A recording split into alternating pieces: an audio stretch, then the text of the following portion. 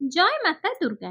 ଏହି ଶାରଦୀୟ ଦଶହରାରେ ଯଦି ଆପଣଙ୍କ ଉପରେ ମାତା ଦୁର୍ଗାଙ୍କର କୃପା ହୋଇଥାଏ ତ ଆପଣଙ୍କ ଘରେ ଏହି ସବୁ ସଂକେତ ମିଳିଥାଏ।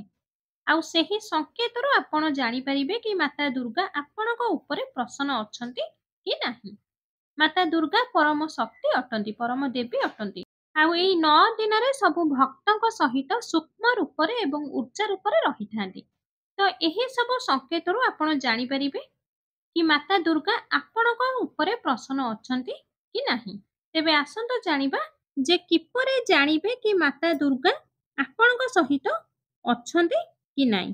ଆଉ ଯଦି ଆପଣଙ୍କ ଉପରେ ପ୍ରସନ୍ନ ଥାନ୍ତି ତ ଆପଣଙ୍କୁ ଏହି 4ଟି ସଂକେତ ମିଳିଥାଏ। ତେବେ ଆସନ୍ତୁ ଜାଣିବା କଣ ସେହି ସଂକେତ। ଯଦି ଆପଣ ବି ଚାହାନ୍ତି କି ମାତା ଦୁର୍ଗା ଆପଣଙ୍କ ସମସ୍ତ ମନୋବାଞ୍ଛାକୁ ପୂର୍ଣ୍ଣ କରନ୍ତୁ ତ କମେଣ୍ଟ ବକ୍ସରେ ଜୟ ମାତା ଦୁର୍ଗା ଅବଶ୍ୟ ଲେଖନ୍ତୁ। ତ ପ୍ରଥମ ସଂକେତଟି ହେଉଛି ଯଦି ପୂଜା କରିବା ସମୟରେ ଆଖିରେ ଲୁହ ଆସିଥାଏ।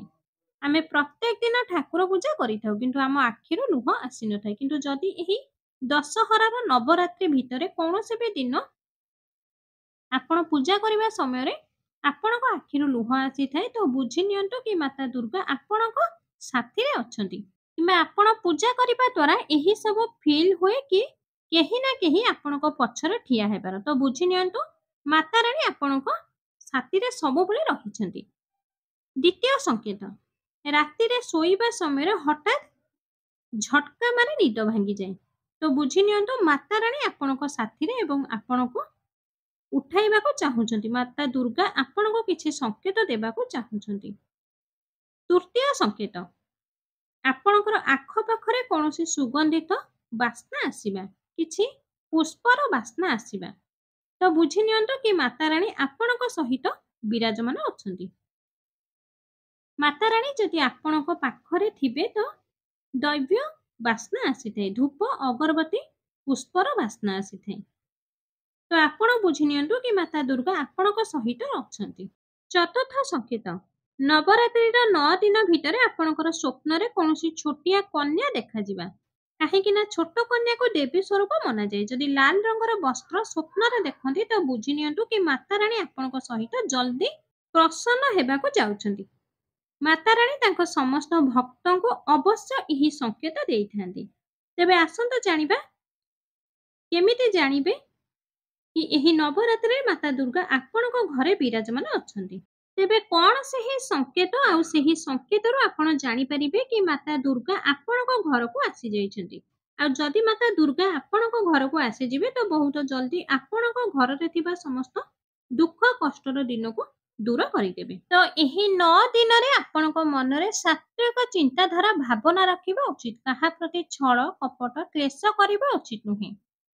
ଏହି ସମୟରେ ଯଦି ଭୁଲ କାର୍ଯ୍ୟ କରିଥାନ୍ତି ତ ମାତା ଦୁର୍ଗା ଖରାପ ପ୍ରଭାବ ଆପଣଙ୍କୁ ଦେଇଥାନ୍ତି ଏବଂ ଦଣ୍ଡିତ ବି ଆପଣଙ୍କୁ କରିଥାନ୍ତି।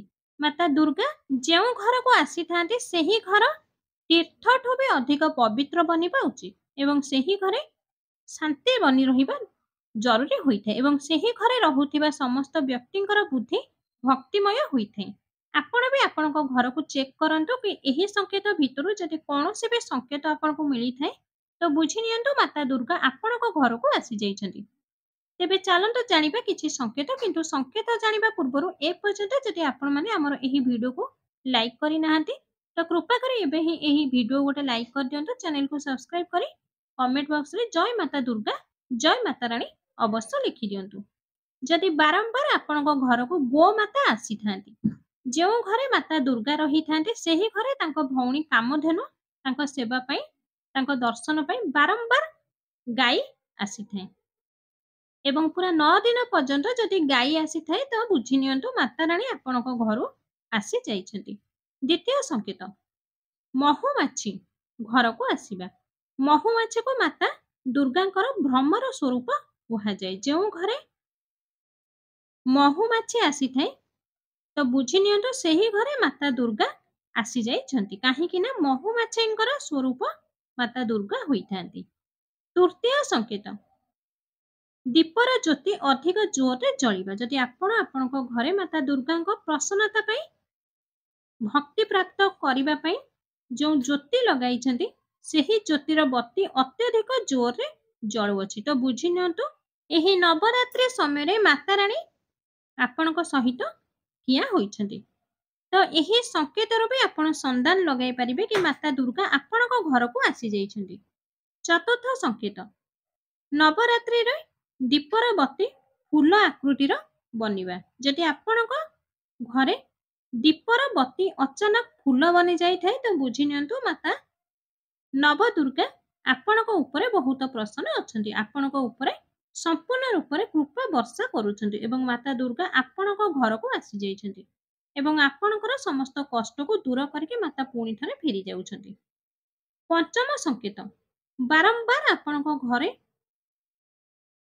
କଳା ପିମ୍ପୁଡ଼ି ଯଦି ବାହାରନ୍ତି ଏବଂ ଆପଣଙ୍କର ରାସ୍ତା କାଟୁଛନ୍ତି ତ ବୁଝି ନିଅନ୍ତୁ ମାତାରାଣୀ ଆପଣଙ୍କ ଘରକୁ ଆସିଯାଇଛନ୍ତି। ଷଷ୍ଠ ସଂକେତ, ଅଚାନକ ଆପଣଙ୍କ ଘରେ ଇତ୍ର ପରି ସୁଗନ୍ଧ ଆସିବା ତ ବୁଝି ନିଅନ୍ତୁ ମାତା ଦୁର୍ଗା ଆପଣଙ୍କ ଘରକୁ ଆସିଯାଇଛନ୍ତି। ତ ଏହି ସଂକେତରୁ ବି ଆପଣ ଜାଣିପାରିବେ କି ମାତା ଦୁର୍ଗା ଆପଣଙ୍କ ଘରକୁ ଆସିଯାଇଛନ୍ତି ବୋଲି। ସପ୍ତମ ସଂକେତ, ଯଦି ଆପଣଙ୍କ ଦ୍ୱାରକୁ ଏହି ନବରାତ୍ରିର କୌଣସି ବି ଦିନ ଚିରା ଫଟା ବସ୍ତ୍ର ପିନ୍ଧିକି କୌଣସି ଗରିବ ବ୍ୟକ୍ତି ଆସନ୍ତି ତ ବୁଝି ନିଅନ୍ତୁ ଆପଣଙ୍କ ଘରକୁ ମାତା ଦୁର୍ଗା ଆସିଛନ୍ତି। ତ ଏହି ନବରାତ୍ରିର 9 ଦିନ ଭିତରୁ କୌଣସି ବି ଦିନ ଯଦି ଏମିତି ବ୍ୟକ୍ତି ଆପଣଙ୍କ ଦ୍ୱାରକୁ ଆସୁଛନ୍ତି ତ ତାଙ୍କୁ ଭୁଲରେ ବି ଖାଲି ହାତରେ ଯିବାକୁ ଦିଅନ୍ତୁ ନାହିଁ। ଆଉ ଏଇଥିପାଇଁ ଖାଲି ହାତରେ ଫେରାନ୍ତୁ ନାହିଁ କାହିଁକି ନା ମାତାରାଣୀ ନିଜେ ବ୍ୟକ୍ତି ଉପରେ ପରୀକ୍ଷା ନେବା ପାଇଁ ଆମ ଘରକୁ ଆସିଥାନ୍ତି ଗରିବ ବ୍ୟକ୍ତି ସାଜିକି। ତ ଆପଣ ଭୁଲରେ ବି ସେହି ବ୍ୟକ୍ତିଙ୍କୁ ଖାଲି ହାତରେ ଫେରାନ୍ତୁ ନାହିଁ। କିଛି ନା କିଛି ତାଙ୍କୁ ଭୋଜନ କରାନ୍ତୁ, ନାହିଁ ତ ଆପଣଙ୍କର ସାମର୍ଥ୍ୟ ଅନୁସାରେ ଆପଣ ତାଙ୍କୁ ଦାନ କରନ୍ତୁ। ତ ଆଶା କରୁଛି ଆଜିର ଭିଡ଼ିଓଟି ନିହାତି ଭାବରେ ଆପଣମାନଙ୍କୁ ମନକୁ ପାଇଥିବ। ଯଦି ଭିଡ଼ିଓଟି ଆପଣଙ୍କୁ ପସନ୍ଦ ଆସିଥାଏ ତ କୃପା କରି ଭିଡ଼ିଓଟିକୁ ଅଧିକରୁ ଅଧିକ ମାତ୍ରାରେ ଅନ୍ୟମାନଙ୍କ ପାଖକୁ ସେୟାର କରନ୍ତୁ। ଭିଡ଼ିଓ ଗୋଟେ ଲାଇକ୍ କରି ଚ୍ୟାନେଲକୁ ସବସ୍କ୍ରାଇବ୍ ଅବଶ୍ୟ କରିଦିଅନ୍ତୁ ଏବଂ କମେଣ୍ଟ ବକ୍ସରେ ଜୟ ମାତା ରାଣୀ, ଜୟ ମାତା ଦୁର୍ଗା ଅବଶ୍ୟ ଲେଖନ୍ତୁ।